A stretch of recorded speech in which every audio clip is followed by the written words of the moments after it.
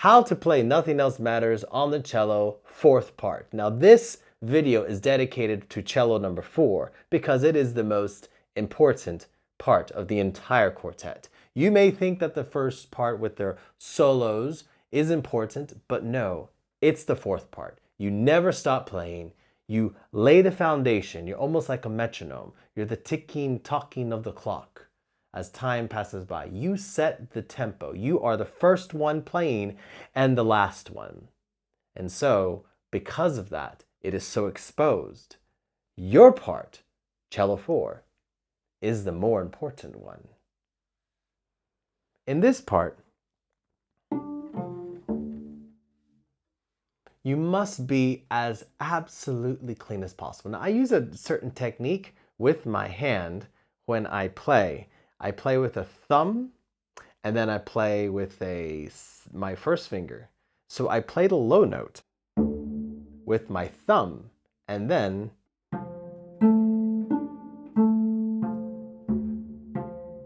sometimes I actually use these two fingers here, right here.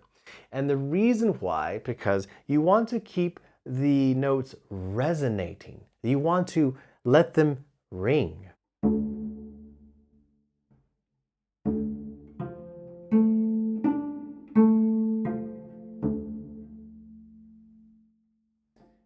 Notice something else? Your second finger, I'm not trying to be obscene here, but your second finger is never going to leave when you're playing that passage, that very important arpeggio, that D minor arpeggio. You keep it locked on, the F natural.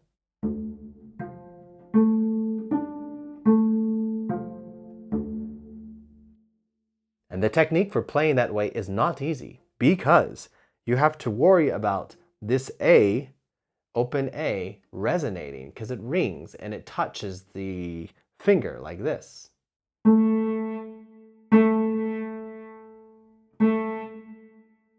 How can you play, especially when you go into the measure 12?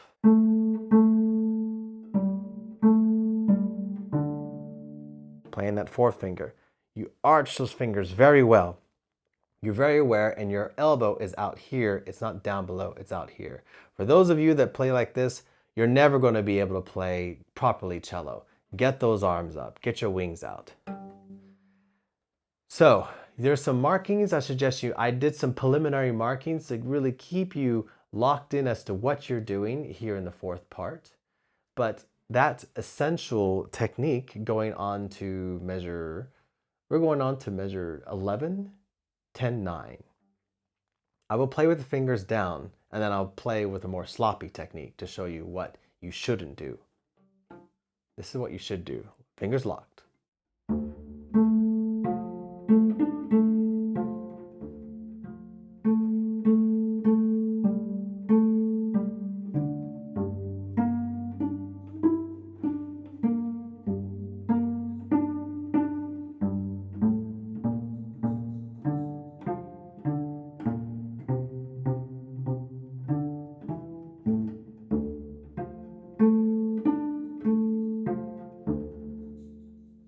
Keeping that absolutely clean is so essential. And that's what I suggest you do, because if you don't, it's going to sound, sorry, like this. This is not so clean.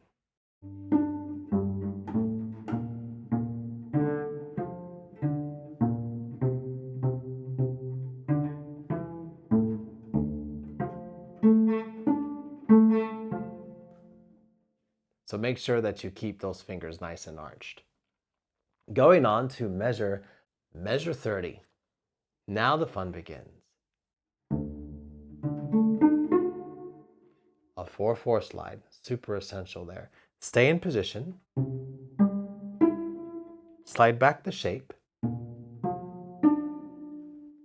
And repeat that.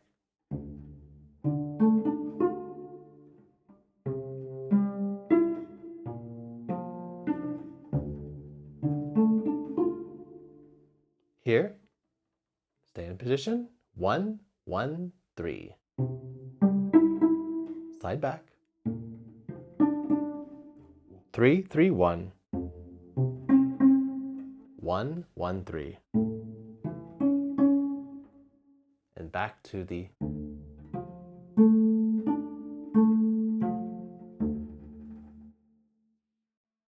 You're going to use that technique. It has some eighth note parts where you will play like that.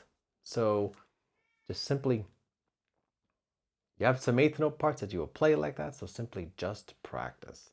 Moving on to where you have another technique. You're going to go from pizzicato to bow.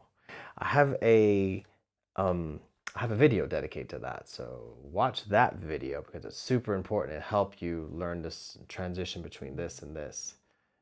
But here's a technique I don't talk about in that video, and that is when you're approaching a place where you do arco, where you have to do the transition, and there's no rest, and you want to be super gentle. Here's a technique. I'll do it, and then I'll tell you what I did. I'm starting in measure 83, 82, 80, 83, 82, 81, 80. I'm starting in measure 80.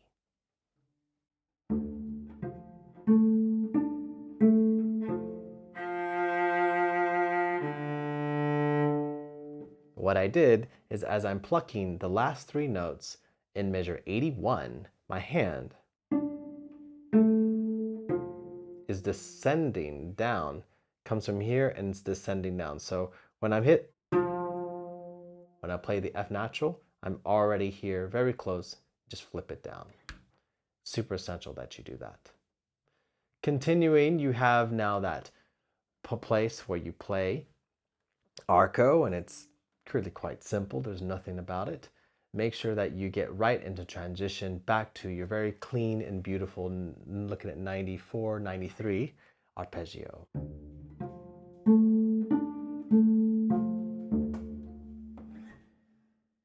Moving forward, everything, it repeats a lot, so make sure that you mark the part that I have marked. It's going to help you out a lot. Don't lose your place. And lastly, something that you do, there's going to be some slight changes at the end of the piece. Just simply practice it. There's nothing really you need to worry about. Just practice it. But the last thing I want to explain to you in measure 149, 150, and 151, 2, 3, 152, 3, and yeah, those repeated Ds. The last thing I like to talk to you about is a symbol that you see in measure 149, 150, 151, 2, and 3. You see this sort of percentage symbol, and that means to repeat what you played the prior measure. That's all it is. It's just a repeat. So instead of writing 6 Ds again and again and again to save space on the paper, I did this.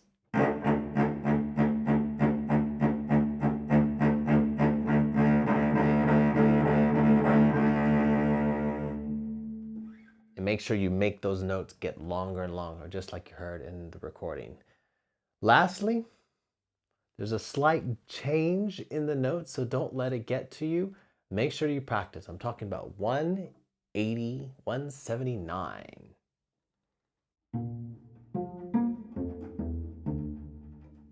It's a B, F, B flat, F, E, D. Make sure you practice that. And then there's a slight change as well that comes in the line next. We're starting on the F natural.